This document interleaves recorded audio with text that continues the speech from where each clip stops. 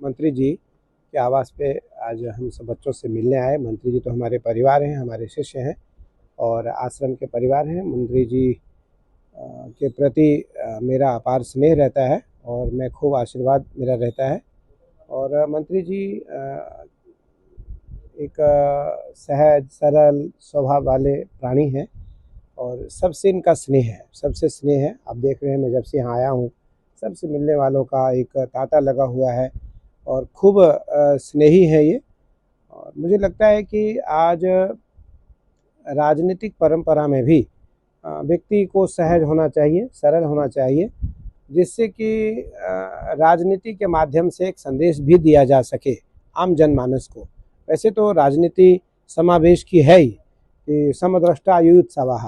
राजनीति श्रीमद् भगवत गीता में भगवान कृष्ण कहते हैं कि समान भाव रखने वाला व्यक्ति महान होता है, समान भाव रखने वाला व्यक्ति ही श्रेष्ठ बनता है, समान भाव रखने वाला व्यक्ति ही उत्कृष्ट स्थान को प्राप्त करता है। तो आज मंत्री जी को इसी कारण जनमानस हृदय का पटल पर लोग इनको बिठा कर रखते हैं और हम तो इनके गुरु हैं, तो मेरा तो कर्तव्य है कि मेरा आशीर्वाद इनको सदैव प्राप्त रहे, भगवती का आशीर्वाद इन्हें प्राप्त रहे, महादेव का आशीर्वाद प्राप्त रहे और ये खूब बलवान बने, खूब जनमानस का काम कर सकें, जनमानस के सारे दुखों का समन कर सकें, दुखों का दमन कर सकें और दुखों को सुन सकें। मुझे लगता है कि आज इनके घर पर हमारा आगमन हुआ और मैं इनके घर पर आया, सब बच्चों से मिला, इनके परिवार से मिला, सब सहज हैं, सरल हैं और इसी प्रकार मेरा स्नेह और आशीर्वाद सदैव इनके साथ, इनके ऊपर बना रहेगा।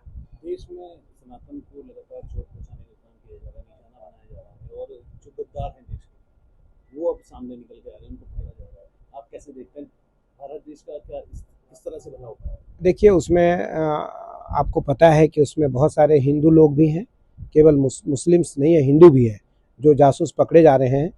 मुझे लगता है कि जिस दिन हमारे अंदर यह बात आ जाएगी, स्वधर्मे निधनम श्रेयः पर धर्मो भयावह, भगवान कृष्ण ने गीता में कहा, अपने धर्म में रहते हुए यदि तुम्हारा हनन भी होता है, तुम्हें अपयश भी मिलता है, तब भी तुम श्रेयस्कारी रहोगे।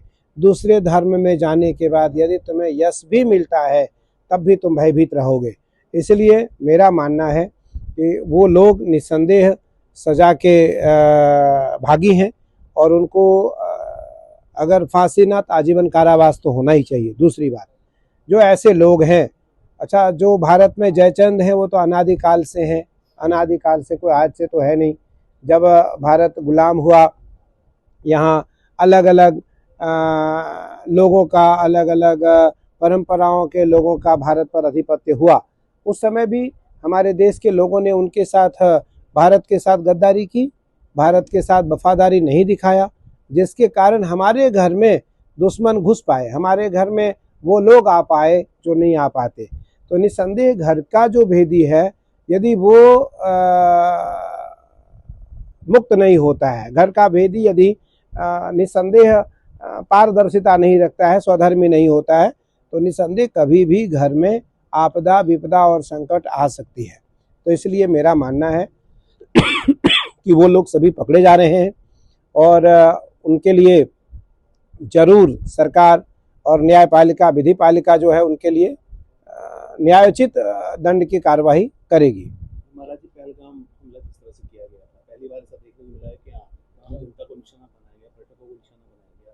उसके बाद जिस तरह की स्थिति बनी थी, अब सरकार को दोषा जा रहा है कि अब मौका था, आप यूके हम ले सकते थे, बहुत सारी बातें सामने आ रही है। इसको नहीं, ठीक है, सरकार, देखिए मेरा मानना है केवल भारत और पाकिस्तान नहीं है, दुनिया में और भी बहुत सारे देश हैं, सबको साथ लेकर चलना है और भारत को विश्व गुरु बनना है, भारत को विश्व गुरु बनना है। उसके लिए सभी देश को भारत साध करके रखना चाहता है और ये एक मौका है, यह एक मौका है कि जब भारत आज सबसे मजबूत देशों में भारत देखा जा रहा है, या वो अमेरिका हो, या वो रसिया हो, जर्मनी हो, फ्रांस हो, कोई भी देश हो, सबको आज भारत मजबूत देश दिखाई पड़ रहा है। तो मेरा मानना है कि भारत के द्वारा, भारत के आर्मी के द्वारा भारत के सिपाहियों के द्वारा, भारत के जवानों के द्वारा जो कार्रवाई हुई वो कार्रवाई आवश्यक थी और पाकिस्तान को भी सीख मिली कि अगर हम थोड़ी भी कार्रवाई की इच्छा रखेंगे तो पाकिस्तान समाप्त हो सकता है। तो इसलिए जो कार्रवाई भारत सरकार और आर्मी के द्वारा, इंडियन आर्मी के द्वारा हुई, निसंदेह वो सराहनीय है, प्रशंसनीय है और सराहनीय है। और इस युद्ध में भारत के साथ लगभग सभी पार्टी हैं, क्या पार्टी और क्या विपक्ष, क्या पक्ष, सब भारत के पक्ष में है।